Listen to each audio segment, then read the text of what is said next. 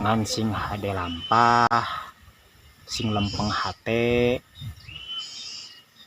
percaya kanu musik malikeun diri urang kitu tah caritanana. Assalamualaikum warahmatullahi wabarakatuh. Wilujeng sumping wilujeng patepang deui di channelna Bintang Carita, tempat cerita-cerita unik, legendaris jeung mistis pituin orang Sunda, cerita-cerita orang Sunda atuh teu hilap. Cerita ieu disuguhkeun kangge balarea atanapi sawae anu nuju istirahat, anu nuju barang damel, mugia sadayana tiasa kahibur.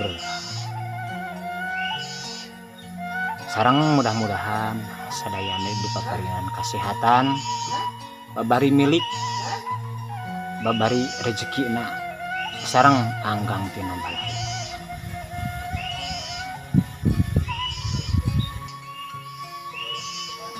Kamari teh parantos duwi kamananya dongeng Sunda anu judulna Dedemit Gunung Cibongkok.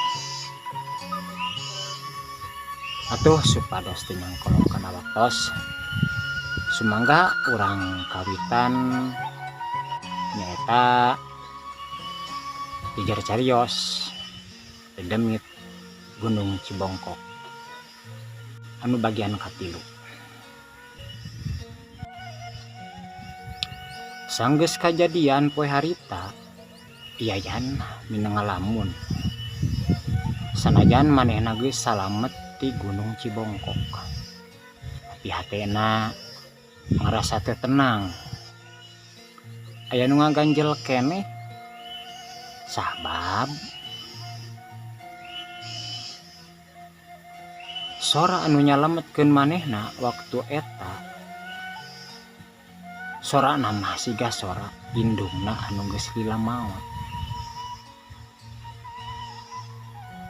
Tah singkatna carita, sababaraha poe ti harita Yayan mimiti ngadenge hal-hal aneh di imahna. Unggal peuting lampu di kamar sok kurung, sok pareum sorangan, aya nu ting paralak dina kenteng, padahal eueuh angin jeung eueuh hujan. Sora anu nyarita ka kuping deui ku Yayan. Balik deui terus-terusan kadenge anu duka ti mana asalna. Jeung anu mata kereuwas keur diri Yayan, jeung anu mata kereuwas indung angkatna maonah ngaranana teh mimiti oge ngimpi anu sarua. Unggal peuting dina impianana aya hiji jalan anu terus nyasab ka tengah leuweung. Tuluy aya batu gede anu ngaluarkeun sora. Jadi indung Yayan oge sarua ngalaman ngimpi kumaha cenah salajengna.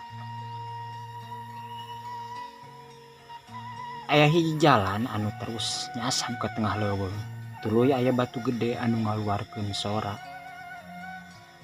Anjeun manusa tos nyebak larangan. Mun anjeun hayang hirup jongjong tur tenang, anjeun kudu mulangkeun naon nu geus diganggu. Eta impian anu datang ka indung angkatna Yayan. Mangga urang lajengan deui. Kacaturkeun harita warga kampung suka senang teh ya. Mani ibur salalembur, mani rame pada pupuk. Pokna dina peuting sore aya kaanehan. Sababaraha hiji orok ceurik, tapi ceurikna teu eureun-eureun. Hayam jeung sato lain-lainna sabudureun kampung Sukasenang siga anu sieun. Kabeh lumpat jeung nyumput neangan tempat anu aman ceuk maranehna. Ceuk sato maksudna.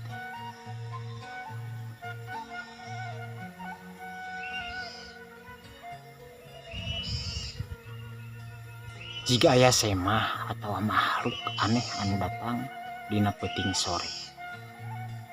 Kitu obrolan warga masyarakat di kampung Sukasenang.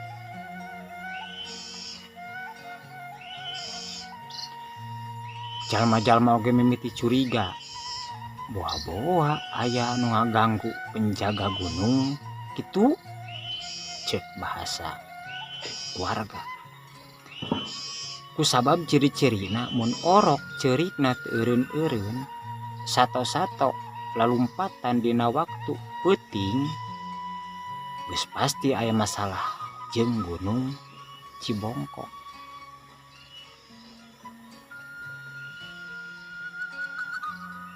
Gancangna lalakon atanapi gancangna carita.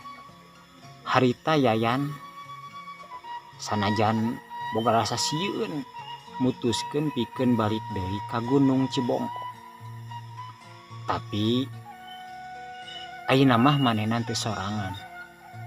Manehna ngajak Aki Ijan, ngaranna Aki Ijan jen. Hiji sepuh kampung anu apal seluk-beluk Gunung Cibongkok.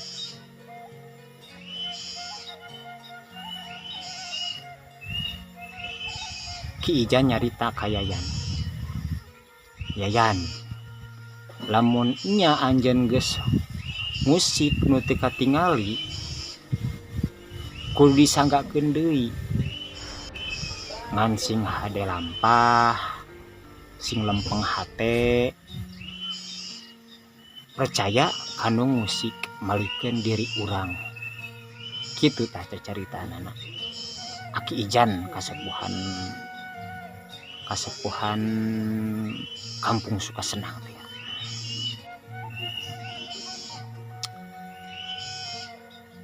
Gancangna carita peuting harita Yayan jeung Aki Ijan lempang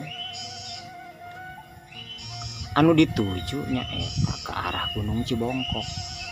Leuweung anu tadi kungsi disabaan ku Yayan atawa gunung anu kungsi disabaan ku Yayan. Nepi ka tengah leuweung carita. Segalana hampir robah menurut Yayan. Leuweung nu tadina aya pikasieun anu angker ceuk Yayan. Ayeuna eueuh sora satuan peuting anu disada. Angin, hujan. Pokona mah sepi simpe pisan. Leuweung nyaeta Gunung Cibongkok. Tapi harita keur jongjon leumpang nyaeta Yayan jeung Ki Ijan. Ujug-ujug aya haseup hideung anu kacida kandelana. Nepi ka teu katingalina naon ku haseup eta. Teu bisa ningali seutik-eutik acan. Sing horeng maranehanana geus nepi kana batu anu kungsi disorot ku sentara ku Yayan. Nyaeta waktu harita panggih jeung bayangan hideung teh. Ku Yayan tah harita mah ku Yayan teh hawa geus karasa tiis. Napas oge geus mimiti berat. Tapi sakuat tekah olah Yayan nahan diri bari leungeunna teh muntang ka Ki Ijan. Ceuk Yayan, wah Ki boa-boa makhluk nu fungsi nembongan teh rek ngaroga hala ka urang duaan kitu. Ceuk Yayan. Can oge garing bibir Yayan aya sora nu teu katingali jirimna. Yayan, maneh geus datang deui. Hartina maneh ek nepati janji atawa lembur anjeun bakal leungit sakabehna. Tah ku Yayan masih can kapikir, can kaharti tah naon maksudna bahasa kitu. Yayan kalah bingung. Gagaro bari teu atur Yayan teh. Tapi Ki Ijan nyarita. Tong sieun. Tong hariwang. Sok anjeun ngagarentes na jero hate. Ucapkeun pangampura. Ulah ngalawan. Ulah nantang. Sok ucapkeun ku anjeun Yan. Geuleuh. Waktosna geningan pamirsa. Tah panginten kangge kasimpulan tina carita anu dibabar tadi atanapi nembe di luhur. Sakali deui ulah sok gaduh rasa kawani atawa ulah sok nantang-nantang itu para ruguh. Barikan ku Yayan teh can kaharti. Ku Yayan teh can kaharti tapi naon maksudna aya bahasa anu makhluk halus meureunna. Menurut Yayan makhluk gaib anu megat nyata kalangkang hideung tadi. Intina carita Yayan anu bagian tilu ieu urang kedah hati-hati. Sareng urang ulah loba suaban. Boga kretek goreng komo lamun indit ka hiji daerah atanapi hiji lokasi anu menurut umum atanapi menurut sawae angker omat ulah suudon ulah loba bahasa kaitu kadieu. Tah kitu pemirsa asa ali tering kesanana tina bagian katilu ieu mudah-mudahan kanggo bagian kaopatna langkung tiasa metik hasil atanapi lalakon tina carita ieu anu tiasa ka ulungan ku urang, tiasa ka